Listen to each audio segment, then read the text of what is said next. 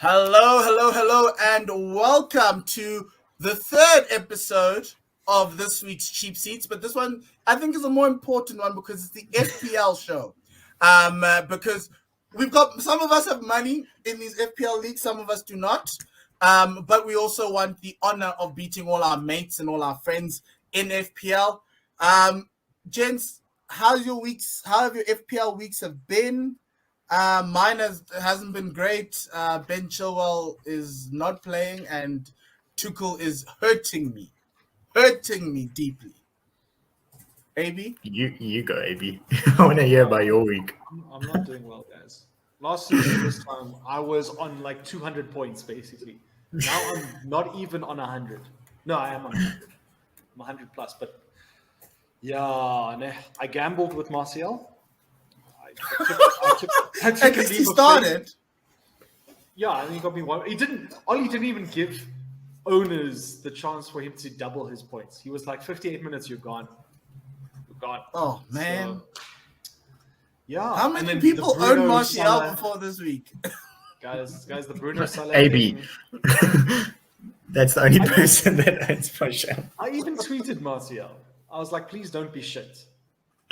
Started the season, and he was shit. So, yeah. I'm not in a good place in FPL. And Dean, how was your week? Yeah, it's really good. Can't complain. I had Trent and Tzatziki from Liverpool, so between them, we have 22 points. How hard is it to say? It's just more fun saying Tzatziki. But yeah, doing all right. I think the guys that I've got, and I think sticking to a game plan, which we'll discuss now, because obviously there's the ROM issue with wildcarding, and do you stick to the game plan, do you not? But so far it seems to be working. Ings is scoring. Bruno had a bit of a quiet week, to say the least, which helped because there was the whole Captain Salah, Captain Bruno conundrum, but luckily they both blanked. So yeah, so far looking good, but I think we're going to see some big changes coming up in the next 2-3 weeks FPL wise, because then now people's game plans are either going out the door, players are coming in, transfers, fixtures you haven't planned for now, so we'll see. Yeah, well, so I normally wait for to use my wild card after the transfer window, but I was like, actually, I don't think they're going to be massive moves, unless if Kane goes to City, then definitely Kane comes into the team. But because I wanted to bring in Rom, because I think Rom's going to dominate defenses, and I want him for the full season. So, as we always do here on Cheap Seats FPL show, we ask each of the guests or each of the guys who are on to give us their transfers in, transfers out, their differentials, and also their captain. The first one, I'll go with myself this week. I've literally taken out Chelsea for Chelsea. Reece James seems to be loved by Thomas Tuchel, so I was like, hey, let me bring him into my side. I've taken out Ben Chilwell because somehow Marcos Alonso is the guy. Mm-hmm. My differential is Adam Armstrong. I really love him. He got an assist this week. He scored last week. I think he's really great. And Danny Ings makes a return for me. And I'm going to make him as captain because I think Villa have some really tasty fixtures coming this weekend.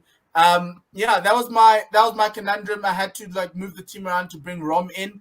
Rom is 11.5. It's like ridiculously expensive, but for a guy who's going to probably get you over 200 points, you're probably going to have to pay. Dean, let's look at your team because that was an interesting one. Your transfers. You have gone for 4.5 to 4 with your defenders. Oh, wrong way. Oh no, wait. Oh yeah. Sorry. Transfer out. Right out nowhere. Yeah. Okay, so you're taking out Pednuri, you're bringing in Livramento, your differential is Tanganga, and obviously you also have Danny Ings. Why are you taking out Aitnuri? So I had Aitnuri in because in preseason, Wolves was playing him up in midfield, and you're always in FPL, you're looking for those guys that are playing out of position going forward. So I had Aitnuri at 4.5 in Wolves, and he could, if he plays in that midfield, he's looking more attacking, but doesn't seem like he's playing. He came off the bench against Spurs for like 1 or 2 minutes. So time to move him on. And going for someone like Livramento, I think he played really well against United. I think he got man of the match. And at 4 million, he's guaranteed starter. Southampton fixtures are touch and go. I think they're okay for this weekend. But I think it's also trying to save money to bring Rom in sooner rather than later. So I'm trying to delay a wild card just to kind of see if it could work, because Chelsea's fixtures are still a little bit tough. I mean, they got Liverpool this weekend, then I think it's fairly easy after that, and then it's Spurs. I think it's Spurs after that one, and then they've also got City. So following that, it gets a lot easier. So I'm going to look to get Rom in game week 7, I think it is, around there. So we'll wait and see. And he's obviously the talk of the town at the moment, the way he dominated at Arsenal. But I just want to see a little bit more from him. Just see if it's, like Timo also scored early on last season, and then people went on the Timo train and that bombed. So I don't think the same will happen with Lukaku, but I just want to see what else he can bring in those tougher fixtures. If he performs in the tougher fixtures, he's going to start bagging hat tricks probably in the easier fixtures. So that's my thinking there. And then Captain Ings, Brentford, but both Salah and Bruno have average games. So I think from a striker perspective, Ings has scored both game weeks, so he's on there, and he scored that bicycle kick, which is unreal on the weekend. And then differential Tanganga. So I know last week I said I moved out Bertrand for sure, but thank goodness I didn't. I went Bertrand to Tanganga, which helped me get a clean sheet this weekend. And Tanganga, as much as he shouldn't be playing where he's playing, at least he is starting and playing Watford this weekend. And they struggled against Brighton. So hopefully Spurs look a little bit more sound defensively. And if you've got a 4.5 option there, why not? Mm-hmm. Yeah, no, the 4.5 options are very important. And it's quite an interesting call there on Tanganga. AB, your selections, bringing in DCL, taking out Martial, captaining Rom and Mason Mount. So I see you've brought Rom into your team. What did you have to do? Did you have to sell yourself? Yeah, I want to know who these other 4.5 midfielders you have, because to have Rom and DCL. Yeah, and Ings. So I've gone wildcard. I've looked at the defense and I'm like, you know what? Defense doesn't really matter to me. So I'm looking for the cheap guys, the guys who are my floors, the Brandon Williams, who's now just joined Norwich, and he's going to play. So yeah, I've gone. Then he doesn't. Does he start ahead of Max Aarons? I don't know.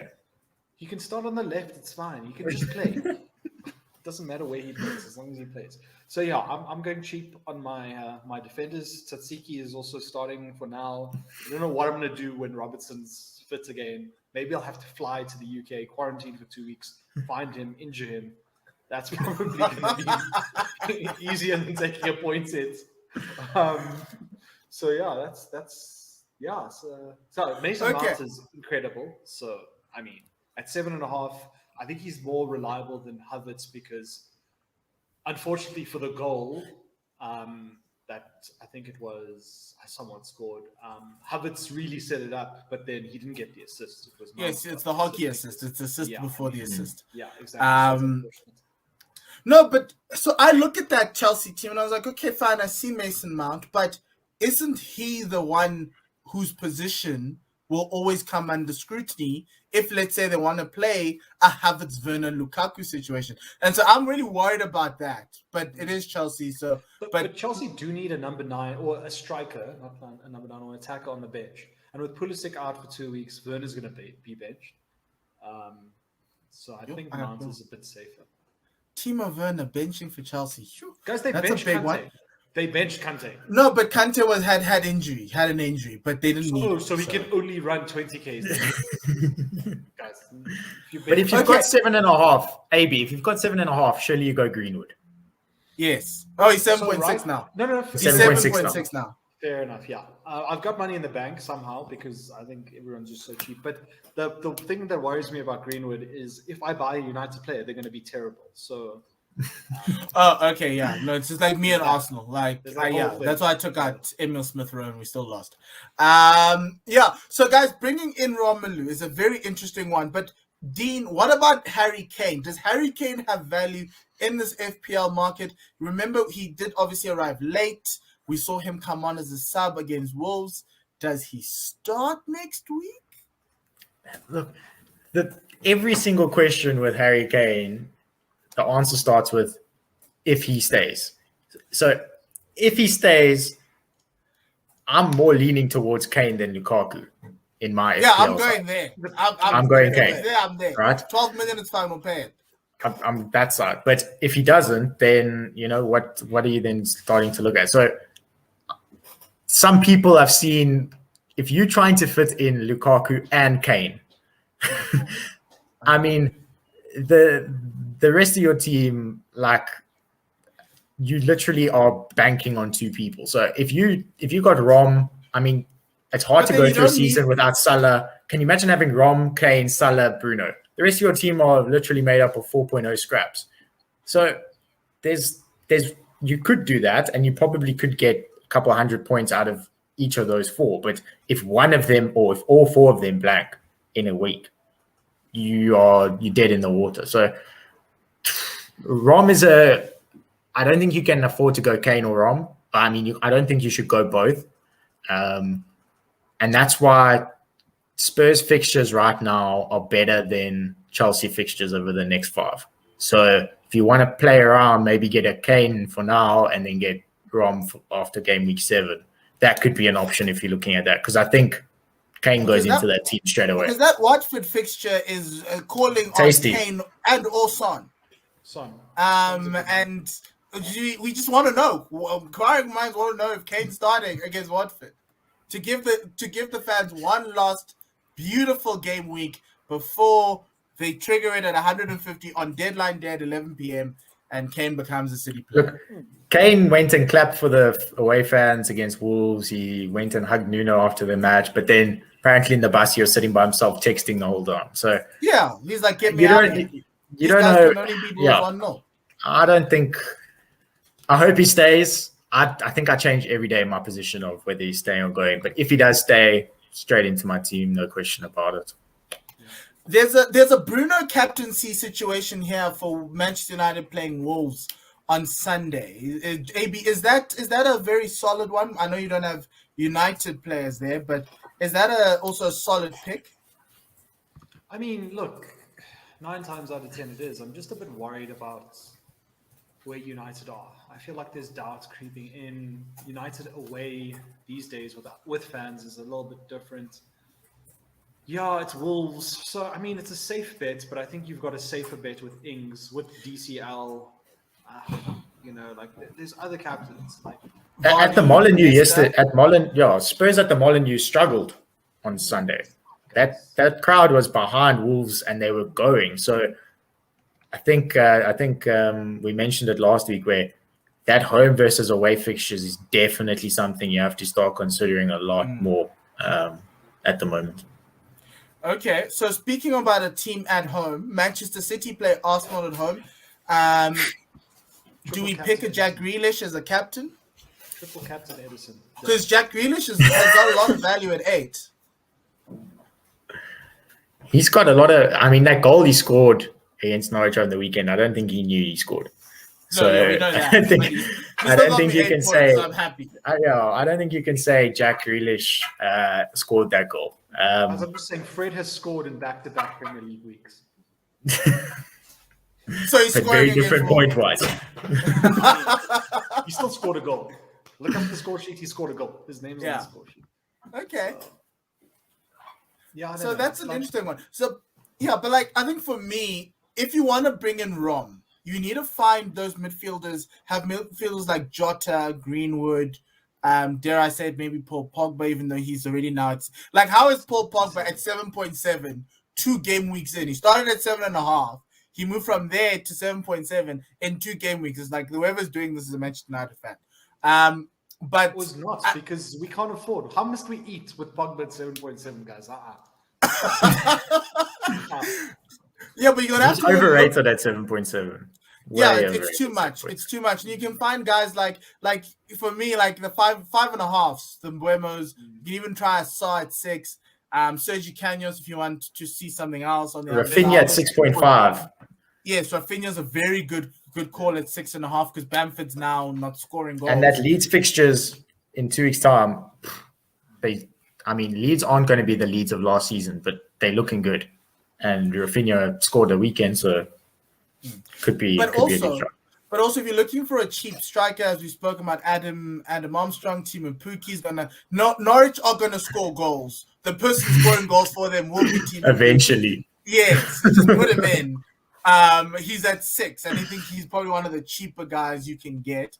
And obviously, from a defensive perspective, because I still have Trent in my side. So what I've gone for this season is a back 3 of Trent, Kufal, and James, and that's gonna sit. And then the midfielders, I'm trying to find midfield because you have a lot more options with midfielders who can play 7.5s and 6s, and throughout the season, one guy comes out, one guy comes in.